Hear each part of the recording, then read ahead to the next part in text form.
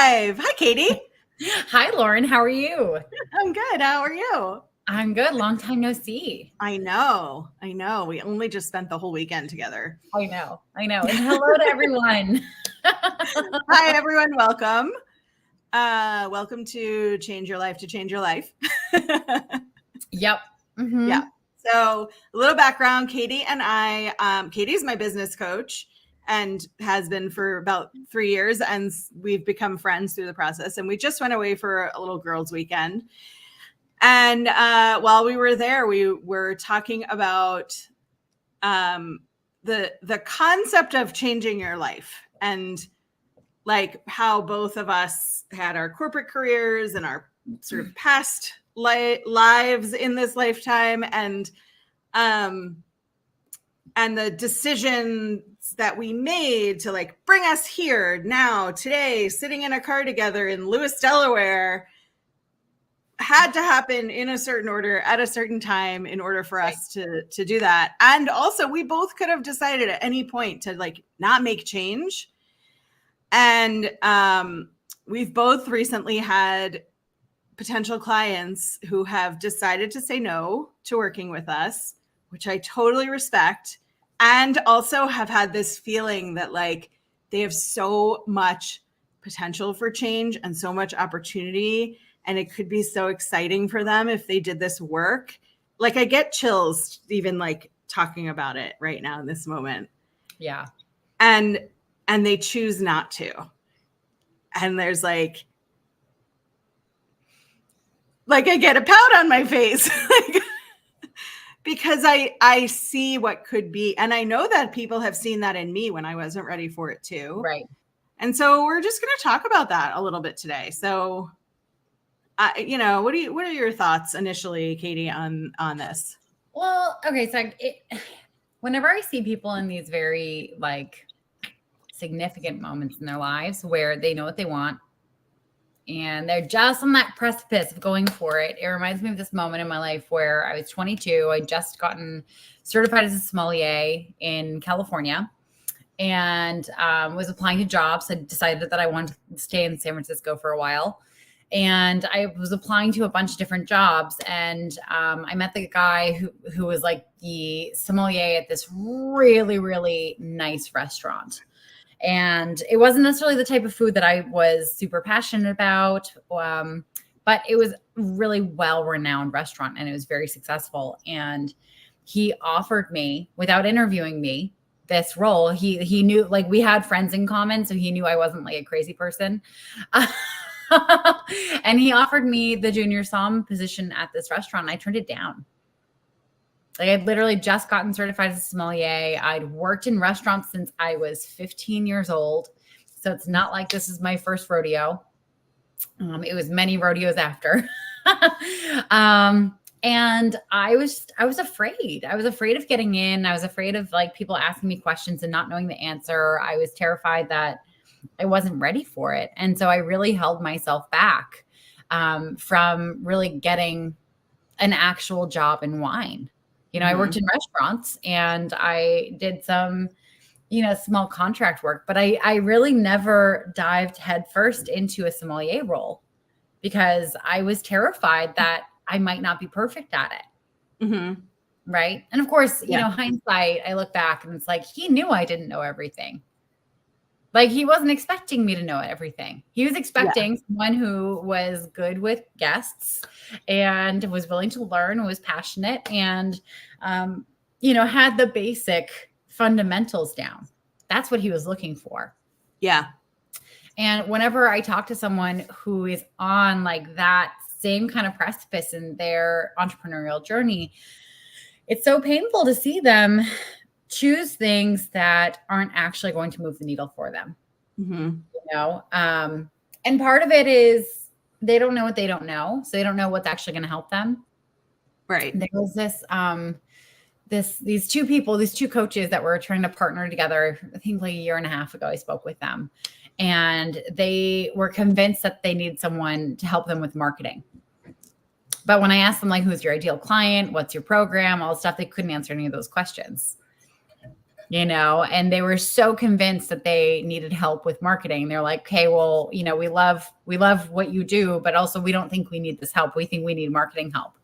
And I sent them like a very kind, but just like a slow your roll kind of note saying, whether you work with me or not, like, I want you to go and figure these things out first, because if you invest in marketing right now, there are so many marketers out there who are going to be so happy to take your money because they want to make money. But they're not going to be able to deliver you anything that will actually get you business. And in going and following up with people like this, I unfortunately find very often, most of the time, that they haven't actually started a business. They got stalled out. And I think part of it is not knowing what you don't know. And part of it is also just sabotage. Right.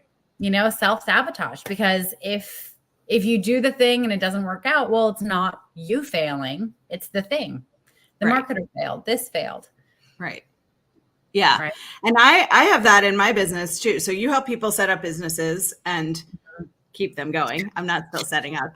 3 years in, well, maybe I am. I'm still doing new things all the time, but and I help people who are in a cycle in their corporate careers where they just keep saying everything's fine and really nothing's fine. And I think we all can point to places in our careers, like you just pointed to with the sommelier piece, that we made a decision that we can't have things.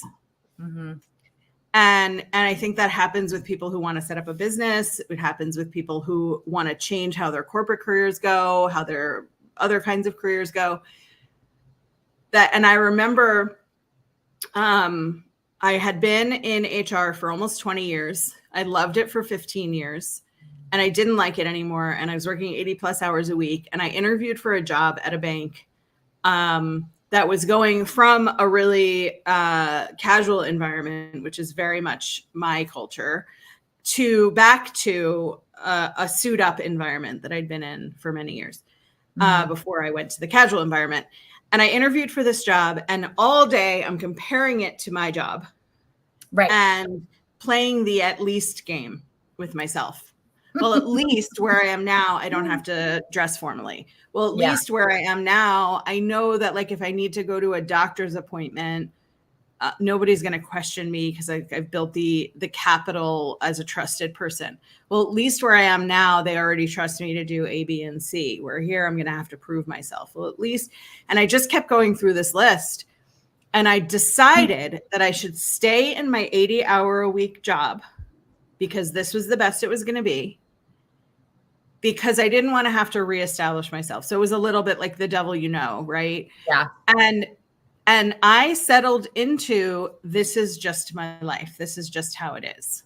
And then, the series of things happened that brought me to, it doesn't have to be. One of those things was breaking my shoulders and realizing that the universe was telling me to stop hand raising, and literally, because I wasn't listening figuratively. One of those things was going right back to an 80-hour work week as soon as my arms worked again. Right. It's like right back to it. This is the life I have. This is what I chose. And in this like self-punishing way, saying to myself, like, you're a successful, well-paid corporate executive, second in command to the president and CEO. Why would you want to jeopardize that by doing something else? Someday you'll retire. And I kept choosing it over and over again, despite seeing that it wasn't serving me, that it didn't feel good, that I was in full burnout, until the day that I met my first executive coach, who I told all of this to. And I said, like, this is just the way it is. And she said, if you say so. Yeah. I was like, damn it.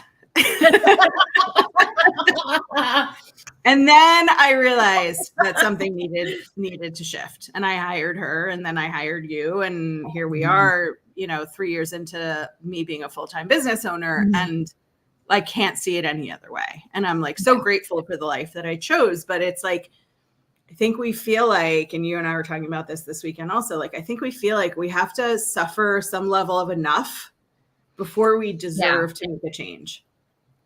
Yeah. Yeah. I'm reminded of a client I had a couple years ago who we talked over and over and over again about her needing to raise her rates. And she agreed with me every single time.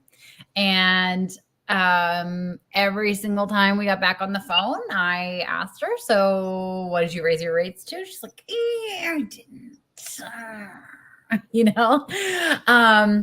And what was really hard was there was this identity thing that was happening for her. It was like she identified so much with this hustle person, with this person who worked really, really, really, really hard. And so if that's who she identified as, like, she felt completely out of integrity asking for more money, right? Because who the fuck is she to have money come easily to her? Mm-hmm. Right. And then also, like, what would happen on the other side of asking for more money? Like, if you ask for more money and you have fewer clients because you don't need that many clients to be full-time, like, do you lose your identity? And it's like at every front, she just always chose the hardest way to do things. Mm-hmm. And to a certain degree, coaching can absolutely help with that. But to another degree, like, it becomes something that you have to do deeper work on. And I think what a lot of people run up against when they want to change their life is that they know the life they want, and yet they're not actually willing to do the really uncomfortable work to make those like identity upgrades that ultimately give you permission to start acting like the person who already has that stuff. Yeah. I mean, I still live in that to some extent. Right. Same. Right? Totally. Yeah. I can't tell you how often I still self-sabotage and Mm-hmm. tell myself that like what I've done so far hasn't been good enough. Right. And also when I really sit down and reflect on the changes that I've made for myself, and I see this in my clients too, it's like, if I went back into a day in the life of Lauren Lefkowitz in 2016, I don't think I'd be able to get through the day. I think I'd fall asleep halfway through the day because I was always running on fumes and like making it work, making it happen, and then sleeping away wherever I could, whatever part of the weekend or the evening or whatever that I could, and then going right back to it because I decided that I wasn't yet at a point where I can make something different. And even when I started working with you, I had a 5-year plan that was always going to be a 5-year plan. On our very first phone call, I had a 5-year plan. In 5 years, I want to be able to go part-time in my corporate job, keep their benefits, and like have, a bigger side business. Right. And you said 5 years is a long time. And you said, how about a year? And we can get you out of corporate if you want. Yeah. And I was like, oh no, I can't. Right. And I had all the reasons why not, including that benefits felt like they would be expensive. Right. Right. Go on the big open fear people US. have. Yeah. Yeah. To go on the US open market. And you said, decide how much you want to make, add the cost of benefits to it. Mm-hmm. And then you stop talking. And I was like, well, shit. I know. It's so hard when you've like managed to make something so big and so complicated that's like, well, I can't do it yet. Like there's a lot of pieces. And then someone comes and they take all that infrastructure out and they're just like, no, like here's the 2 things you need to do. That's it. Right. Yeah. And it's really confronting. And some people really struggle to be with that. Yes. And my struggle was like, that wasn't the issue. And I find that with my clients so much too, that like most of my clients are women and most of them come to me and they're in director, VP, executive leadership positions. And their view is, I've been looking for a job for a while, or I have to leave this company. Like it feels like it's about the job. Yeah. And when we actually start talking and digging in, The job is the tactical thing. Me having benefits was the tactical thing. Like that was the thing, the doing thing I knew how to do in order to prevent myself from making a change.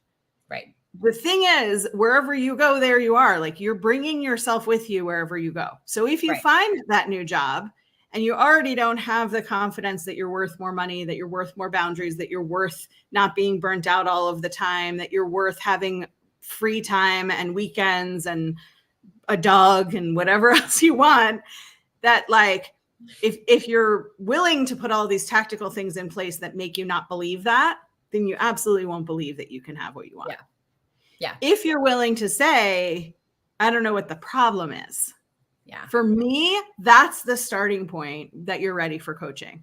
Yeah. Because to go into another company and make a tiny bit more money when probably you should be your boss or your boss's boss, and still be working 60, 80, 100 hours a week, still be saying yes to everything, still be assuming everything. Without that coaching support, you're just going to repeat the same stuff over and over in a different location. I have a client right now who's amazing. She's so talented. She's so smart. And she just got an offer for another job. And it's managing an entire group of people, a big group of people. And on the job description, it said something about like strategic management of agendas and meeting topics. And she said, I don't know if I want this job because I don't want to be buying bagels for the office. Right. And I said, like, where is that in the job description? And she pointed to that bullet. And I said, I want you to like read that really slowly. Like, where do bagels fit into that? And bagels fit into it because it's an assumption as a people-pleasing doer that you have to do that. Right. So for her, this new job is going to be a playground. She's done a lot of the work already. I've been working with her for like 6 months. She's done a lot of the work already to recognize it. But the coaching support she has makes it so that she's not going to go into this job and buy the bagels. She's going to go into this job and ask who the bagel buyer is. Right. And then she's not going to spend a half hour figuring out who to order the bagels from, where do they deliver from, how much does it cost, who has the corporate credit card. Yeah. What kind of schmear do you get with it? Yeah. That's not plain cream cheese. That's what we get. Let's not fancy it up. But I could do chive. Yeah. Yeah. Hey. But don't start like messing with strawberry cream cheese. What is that? No, that's just weird. Yeah. That's just weird. But had she just gotten this job and gone into it, she would have been the bagel orderer. She would have been the note taker in the meetings. Right. As opposed to the people in this company have assistants. Yeah. She can direct that. Right. She can instruct on what the meeting notes should look like. Where are action items noted? And then she can take her hands out of it. Yeah. And there's so much freedom in that you get to stand for yourself and you get to assume you're not responsible for everything. And that's what I see is, and the topic for this live is change your life to change your life. Like you have to decide that you're ready to do it and that you don't have to do it by yourself. Right. That's the key part. Mm-hmm. Yeah. I mean, it's so funny. I mean, how you're describing that is like every single conversation I have with my clients, because I think, it's saying like people are more afraid of like their success than they are of their failure. Mm-hmm. Well, people hear that and they're like, no, that's crazy. Like I'm not afraid of having money. I'm not afraid of this. I'm not afraid of that. And it's like, people are afraid of the things that they think goes along with that. So like oftentimes when you think of like having a lot more money, the first thing that comes up is, oh God, like my family's probably going to ask for a ton. Or like, how am I going to invest it? Like, what am I supposed to do with it? Like, I've never had a lot of money. So how am I supposed to manage it? Like that's a lot of responsibility. Or the one that I hear all the time is, I'm terrified of how much tax I'm going to have to pay. Mm-hmm. Right. Forgetting that by the time like you have to pay a shit ton in taxes, like you're also going to be making a shit ton. It'll be an honor to spend that much money in taxes. Right. It'll be like such a proud moment for you to write like a $100,000 tax bill for the amount of money your business brought in last year. Like, amazing. Yeah. And it's one of those things that like our brains are very, very clever to keep us in our comfort zone. You know, our brains understand like the things that freak us out, and they like to pull on those things because our whole nervous system is designed to keep us in a safe little container where nothing is out of the ordinary, and we are fully confident in like how to deal with everything. And just coming up with like all these like little what if scenarios is enough to make like going for the bigger thing that much scarier. We were having a conversation yesterday when, after we kind of like separated, hi Dina, after we were separated from our weekend together. And I was reminded of one of my very close family friends is a recovering alcoholic. And she was talking about how for a while in AA, there was this other woman in the group who decided that she wanted to get sober. But through getting sober, her husband, who was also an alcoholic, was like, this is not fun anymore. I don't like our marriage when you're sober. So she had to make a decision to either stay sober or go back to being a drinker so that she didn't, break up her own marriage. And she chose the marriage. Wow. And it's just like, and it's literally like life or death. She's consciously making the choice to shorten her life because she doesn't want to rock the boat in her marriage. Yeah. Because her husband's not comfortable being the only alcoholic in a relationship that's not confronting his own stuff. Ooh. But, but like that is a massive decision. Here's a partner that she's had for 35 years. Right. And this is a life that she's built over longer, she's, almost retired at this point. And, like, that's the kind of choice people make every single day. Right.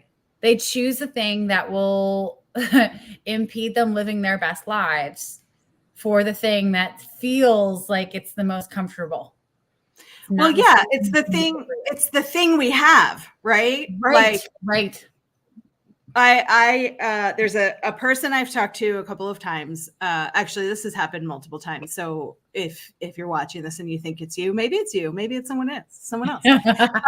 But there's a person I've talked to a couple of times who occasionally checks in with me to see like if I have new programs, if I'm still taking client, like, is there still room for me if I decide I want to work with you? And on our yes, no call, which is in we both do this, you don't have pressure to not get off the call with me till you say yes when you have a strategy call with me. We set up a second call. If you haven't decided on that call, we set up a second call that's a yes, no call where you get to make the decision and come in powerfully and say, I'm doing this or I'm not doing this. Right. And this person came back to the yes, no call and said, I can't do it because I am afraid that if I work with you and I change my job, I'm also going to want to leave my marriage. Yeah. And I'm not ready to blow up my life in that way. Yeah. And I said, that's like a very valid reason to not do this. And also, you're making a decision to keep your life in a way that's not comfortable and happy for you.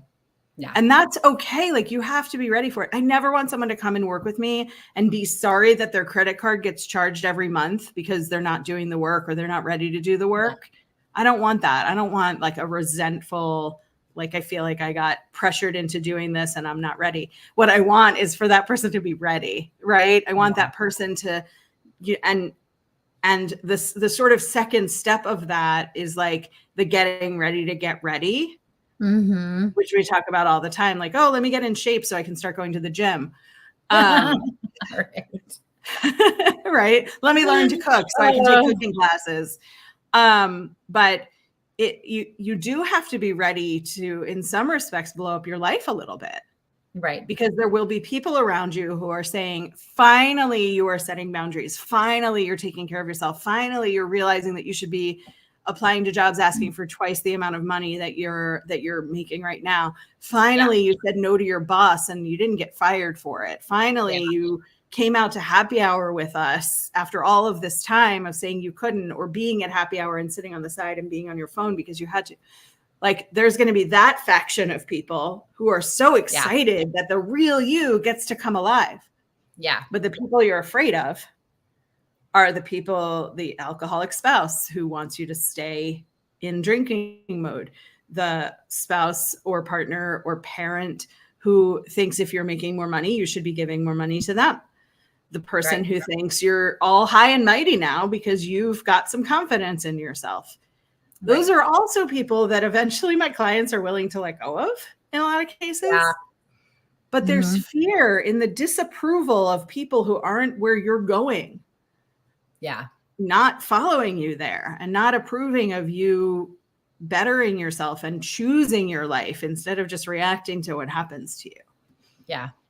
I love this conversation so much, partially because it allows me to bring up my favorite movie, or one of them, Crazy Rich Asians. Have you seen it? Yeah. Okay. So that scene where, like, you know, she's teaching her lecture and she's doing the poker example, and she kind of like kicks this guy's ass, her PA or her TA's ass. Yeah. And she explains to the class, like, the reason I won is because he wasn't playing to win. He was playing to not lose. And like that question, like that whole premise, like as soon as I heard it, it just completely changed how I approach things in my life. You know, am I in this moment playing to win, or am I playing to not lose? You know, and it doesn't necessarily have to be a competitive thing. It's just like, what is it that I'm in this for? Am I in this for just surviving? Like just getting through, just like not rocking the boat? That's playing to not lose. Or am I in this to like really go after my greater dream? You know, and like, of course there are exceptions, but ideally I want every moment of my life to be to play to win. Mm-hmm. You know? Yeah. And I think we're taught to play to not lose, like to not get in trouble. Right. Like I spent so much of my career working extra hard so I wouldn't get in trouble. So I wouldn't let anybody down. So I wouldn't be disappointing. So I wouldn't lose my job. So if there were layoffs or job eliminations, like I was in the know. I knew how to handle those. So I couldn't be in the group of people getting let go. And also always feeling like I was in trouble. Right. Like we were doing a remodel of a new office space. And I had a nightmare that I still remember so distinctly. And nightmares are so like outrageously emotional that something simple becomes like such a big thing. Yeah. And in my nightmare, I dreamed that I ordered the wrong fabric for the desk chairs. The repercussions in my dream for ordering the wrong fabric for the desk chairs were so great. Like I was fired. My boss was preemptively calling places to tell them they shouldn't hire me because I was a bad chair orderer, which is like so silly in awake life. Right. But in my nightmare, there was always this theme of dreams of letting people down about work things. Right. And I didn't want to live that way. Like, you know, one of the decision points for me was like, I want to dream bigger. Like, I don't want to be having nightmares about chairs. Yeah. I want to be having nightmares about getting up on a stage without pants on. Like, let's do that. Let's have me in front of 50,000 people with no pants on. I'd rather that nightmare. Yeah. Yeah. No, 100%. And whenever I think about like that kind of model, like who did it serve for you to always have it hang over your head that if you were naughty, you'd get suspended from school?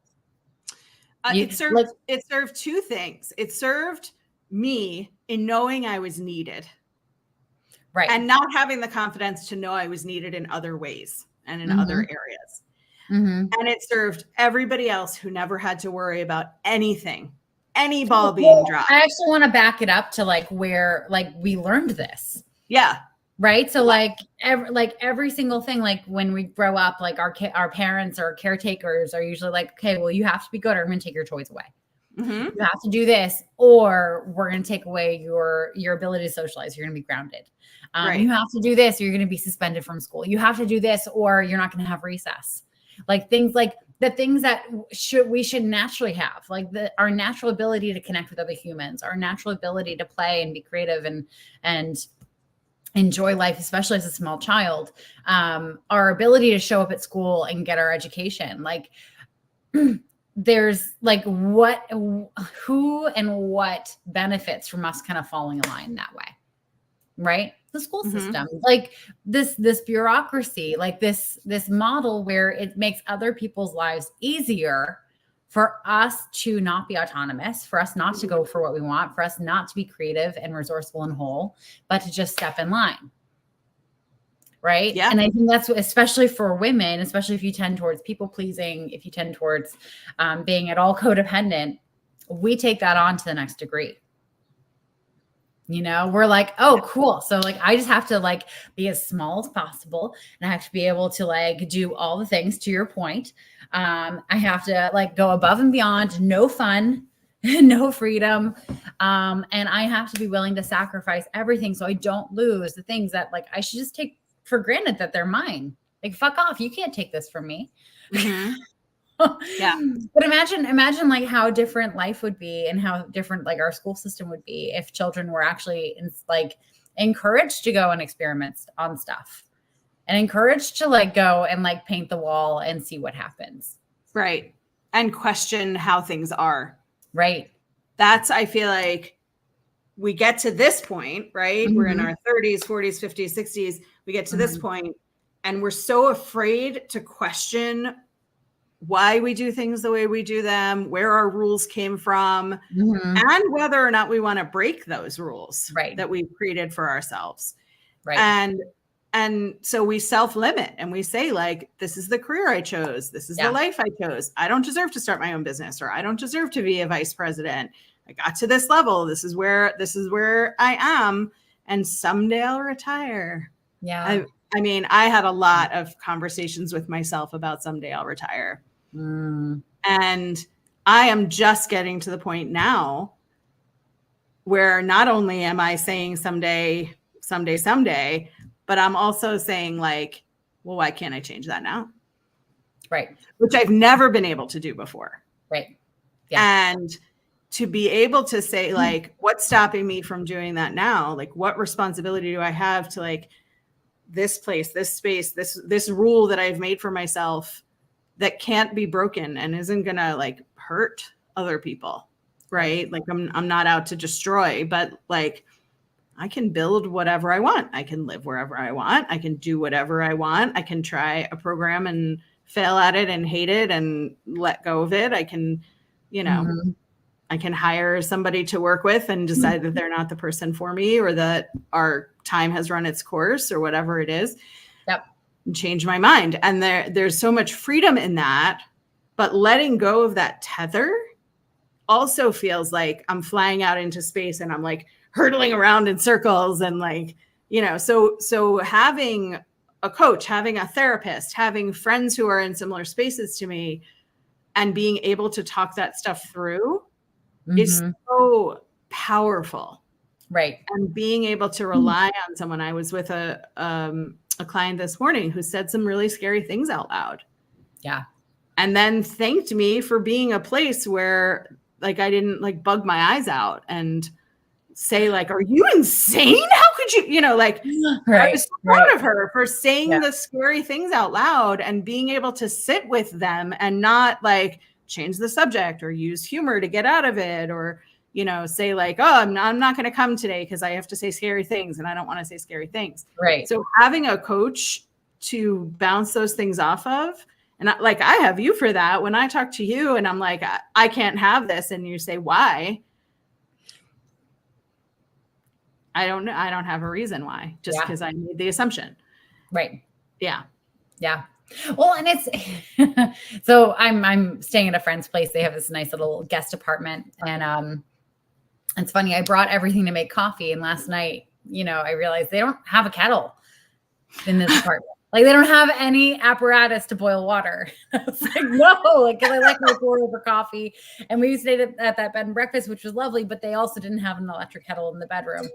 And I was like, okay, I'm not going to go another morning without my coffee. Right. And so I ordered a kettle, but like imagine you're living your life and you just assume that like, there's just not hot water anywhere. Mm-hmm. Are you going to set yourself up to make coffee in the morning? No, like you're not. You're just going to assume that the rule is you have to leave the home to go and get coffee. You know, like if you don't believe that you can run a marathon, are you going to pick up running? Are you going to start training for a marathon if you don't believe you can actually do it? Of course not. Right? Like the first key to anything is believing it's possible. Right? Because then you'll start acting as if it can happen. Like if I assumed that there was no way for me to make coffee in any of the places that I was staying at in this trip, I wouldn't have brought coffee and filters and my little pour over thing. No. But like knowing that is possible. And this is such a small example, but it's true across everything that we do. Like knowing that it's just at least possible. That's when you start like keying yourself up to make it more possible. Yeah. Yeah. So if you're watching this and you're like, I love a noticing exercise. Mm-hmm. So I love just having like a plain piece of paper next to me with a topic on it. And so if you're watching this and you're like, oh, I tell myself all the time, there are things that I can't have. Just make a list of things you can't have. Yeah. And then like, look, don't judge it. Don't evaluate it. Just like, oh, I can't have coffee. There's no kettle. Right. I can't have a new job. There are no jobs out there. Yeah. Right. So it can be big things and small things. Not that coffee is a small thing. I totally get that. Yeah, I know. Let's take a pause for coffee. Away from it. It's cold, but I will still drink it. Hi. Yeah. But you know, there are things I say all day. Hey, Lee. There are things all day that I tell myself I can't have. He knows how important coffee is. Right? Big fan of Lee. I was just enjoying listening, but the coffee thing, I carry a travel water heater and coffee press. Just say no to not having coffee. Seriously. This bed and breakfast we stayed at when we went away together this weekend was like so much fun, so kitschy. The guys who own it were so nice, and the coffee was bad. It was bad coffee. So bad. It was so disappointing.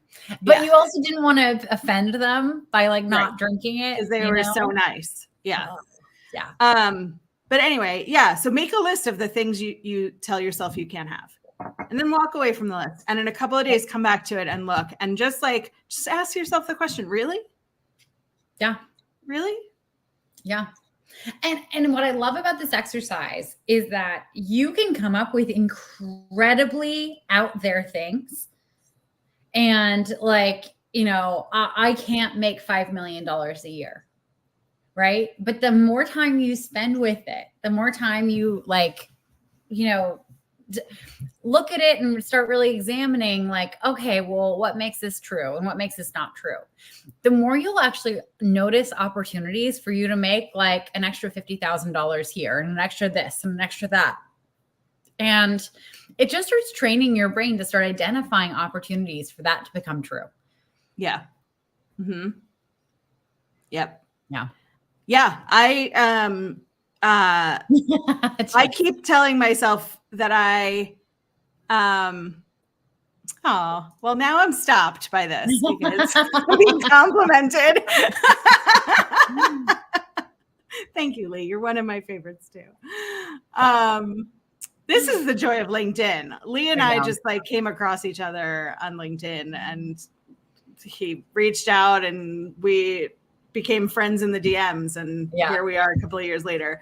Mm-hmm. The things that I tell myself I can't have because I tell myself I can't have them. Right. Like you talked earlier about raising rates. When we started working together, my rates were fairly low. They weren't low. They weren't like embarrassingly, how do you even charge money if you're going to not charge really anything? Kind of low, but they were low. And I have progressively raised my rates, and I took a fractional HR job last year. And I remember thinking about what my rates should be based on like my corporate salary plus a little, because I was paying my own taxes. And you urged me to charge like consulting fees, like consulting firm fees. Right. And I did. And that's what they paid me. Yeah. And now I feel like I'm not going to go back to hourly rates and that sort of things. Like, I am a strategic advisor on the HR side if I'm doing that work. Right. And I had done an assignment before that for a company that was paying me too much for what they were utilizing me for and utilizing me way too little for what I was capable of. Mm-hmm. And it was so like incongruous. And so me charging what I should be charging and having the confidence to do that and understanding that that's like a pretty typical rate out there in the McKinsey, Bain, Deloitte realm of things makes it so that they weren't asking me to do the low level work. Right. That's not what they were paying me for. Right. The pleaser in me still had to make a mental list of things I can't have or things I can't say no to or things, right? That like there was a point where somebody was doing a spreadsheet and they were doing it wrong. And my brain was like, tell them to send you the spreadsheet. Then you can fix it for them. And then they can just fill in the blanks. And then I thought, they're not paying me for a finance spreadsheet. No. They're paying me to do strategic HR work. Right.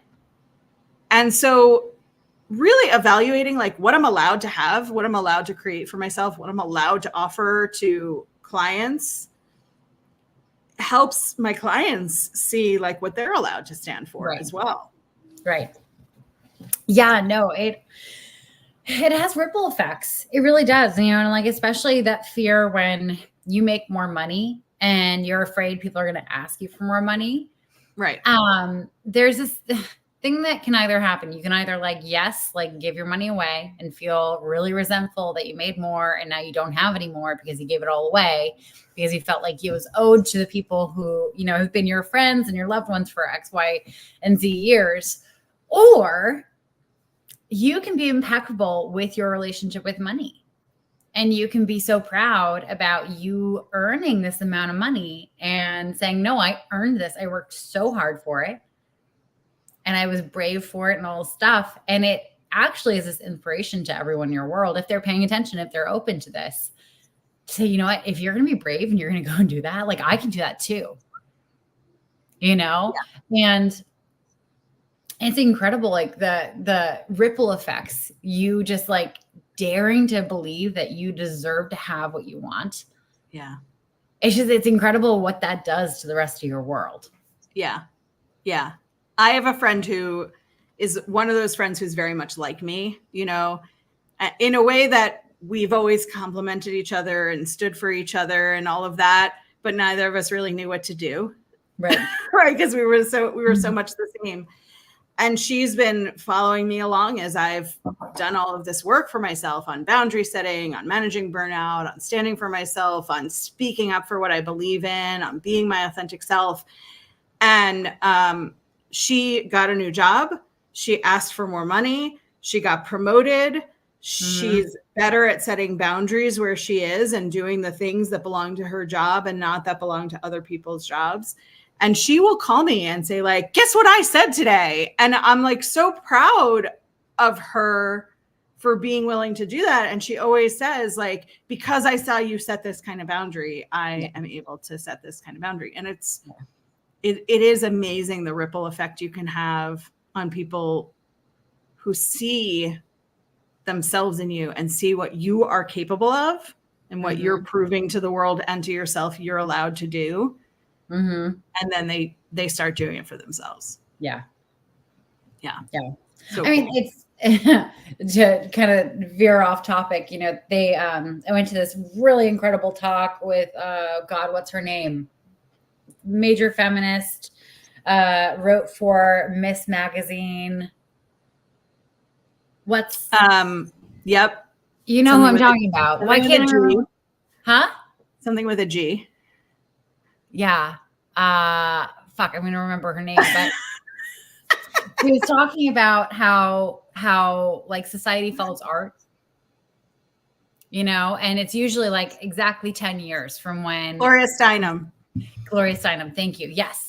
So I was at the Castro Theater in San Francisco, and she was doing this talk with someone else whose name I also don't remember, but like, there's no chance I'm going to remember it because I can't even remember Gloria Steinem's name. So excuse me. But anyway, they were talking about how, like culture and society follows art, and pretty much like the two in many, many different scenarios, like there was like a piece of art that depicted a mixed race couple. And then 10 years later, laws changed and that became legal. And the example they were talking about was Will and Grace. Like Will and Grace came on the air. It depicted, you know, gay people just out there living their lives, having relationships, being themselves. 10 years later, gay marriage is legalized. Right? There's this thing like, as humans, we can't do something unless we see it being done. Yeah. You know, and we can't do something unless we see it being done by people that we recognize with, that we feel some kinship with. Right. Right. So like whatever it is, like you may think it's such a small thing and that you're so insignificant. Like the thing that you want is out of your reach and like it will always be out of your reach. But like imagine that there are 15 people who are watching you. And when you have the ovaries to go out and just dare to believe that you can do it and become that example, become that piece of art that showcases this can be done. Like imagine the impact it's going to have on the people in your life and like 10 years down the road. Right. Yeah. Because for you, there's 15 people watching you. For those 15 people watching you, there's 15 people watching them. And so on, so on, so on, and so on. Yeah. It's going to have this incredible ripple effect. So like, it's hard to be brave just for the sake of getting what you want. But imagine you being brave and doing the thing that you want is actually going to change thousands of lives. And it can be something so small. It can be like making earrings and selling them at a craft show. You know, it could be ending a relationship. It could be asking for a $20,000 raise and getting it. It could be starting a business. It could be any number of things. And it's also, it's in who you decide to become. And it's also in who you surround yourself with. There's this phenomenon that like we see what we're thinking about. Yeah. So when I was a workaholic, I saw around me workaholics. Right. When I stepped back to look around just my own company, just the company I was already working in, I all of a sudden saw that not everyone in the leadership team was a workaholic. There were people who were leaving at 5 or 6 o'clock and they were done for the day. There were people who didn't work on the weekends. Yeah. There were people who didn't respond to my emails at 10 o'clock at night. I only saw the ones who did. I know. Different time. When I started looking around, and I do this with my clients too, and one of the assignments that I give is like, go look around your company and find somebody who doesn't work really hard and still is respected. Yeah. Because you always know the lazy dude, right? You always know the dude who like everybody hates and somehow he still gets promoted all the time. He's somebody's nephew or he's somebody's favorite for no good reason. But we don't notice the people who like it's kind of easy for. They go to work, they do their work, they act strategic, and then they leave for the day. Yeah. And when you start noticing those, you actually start noticing like you could be like that. Yeah. But we look for familiarity. So we look for the people who are the most like us. And the more we look for what we actually want, the more opportunity we have to surround ourselves with people who are also going after what they want. Right. Right. Yeah. Yeah. So I think our call to action with this is identify the thing that you've told yourself you can't have and start really questioning that. And then B, start looking for the people who already have it. Yeah. Because the more you see them, the more you'll see it's possible for you. Yeah. Yeah. And then when you're ready, like do those noticing exercises first. Because if we go to notice and fix at the same time, we're going to destroy ourselves. Yeah. Once you've done some of that noticing, then you have to decide what's stopping you. Right. And very often what's stopping you is that you think you have to do it by yourself. Yeah. Which you don't. That's why we exist. That's Hello. why we exist. Yeah, exactly. Yeah. Coaching is the call to accountability. It's not the only way to do it. It's a super effective way to do it. Right. But it's the call to accountability. It's the call to figuring out what's stopping you. We cannot be objective about ourselves. Yeah. And as both of us are high achievers, like we've both learned that we can't call ourselves out for stuff. No. We need somebody else to say, hey, I've seen this. What do you think about that? Yeah. Yeah. Yeah. Yeah. Well, on that note, I've had a half gallon of water, a thing of seltzer, and coffee. Imagine I need to pee. Self-care is part of growth. So, Lauren, this has been lovely. Amazing. And Lee, so nice to meet you. And Dina, so great to have you watching. Yes. Thank you all for being here. And we'll see you on the next one. Okay. All right. Bye. Take care. Bye.